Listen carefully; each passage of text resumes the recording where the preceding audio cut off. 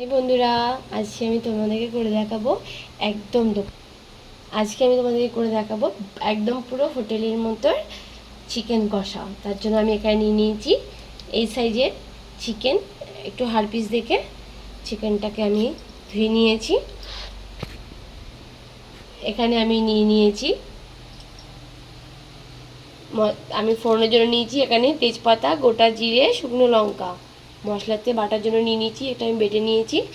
আদা বাটা, রসুন বাটা। এইখানে আমি নিয়ে নিয়েছি কিছুটা পেঁয়াজ, এরকম বড় বড় করে ছাড়িয়ে নিয়েছি। এখানে দুটো পেঁয়াজ কুচিয়ে নিয়েছি, একটা গোটা রসুন, দুটো বড় টমেটো এখানে নিয়ে নিয়েছি, কাঁচা লঙ্কা। ফোড়নটা ভালো করে ভেজে নেবো, যতক্ষণ একটা সুন্দর সেন্ট না বেরোবে ততক্ষণ আমি ফোড়নটা ভেজে নেবো। দিয়ে দেবো পেঁয়াজ কুচিটা দিয়ে আমি কিছুক্ষণ লাল লাল করে ভেজে নেবো, আর তার সাথে এই কাটা লঙ্কাগুলো দিয়ে দেবো। এটাকে আমি একটু না ভালোই আমি লাল করে ভেজে নেবো।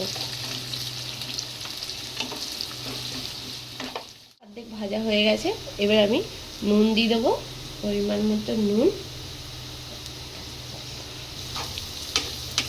দেখো কালারটা কি সুন্দর হয়ে গেছে। এবার আমি এখানে যে বড় সাইজের পেঁয়াজটা কেটে রেখেছিলাম সেই পেঁয়াজটাও দিয়ে দেবো, আর তার সাথে রসুনটাও দিয়ে দেবো। এই পেঁয়াজটাও হালকা করে একটুখানি ভেজে নেব।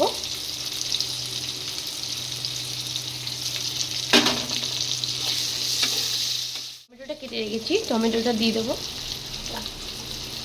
এরপর আমি এক এক করে সব মশলাগুলো দিয়ে দেবো। ফার্স্টে দিয়ে দেবো আদা বাটা, তারপরে দেবো রসুন বাটা, এগুলো দেবো যেহেতু আমি কাঁচা লঙ্কা দিয়েছি। দিয়ে দেবো জিরের গুঁড়ো 1.5 চামচ, ধনের গুঁড়ো 1.5 চামচ, আর দিয়ে দেবো হলুদ।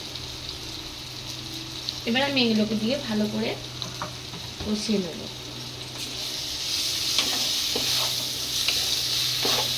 একটুখানি আমি জল দেবো, জল দিয়ে এটাকে ভালো করে কষাবো।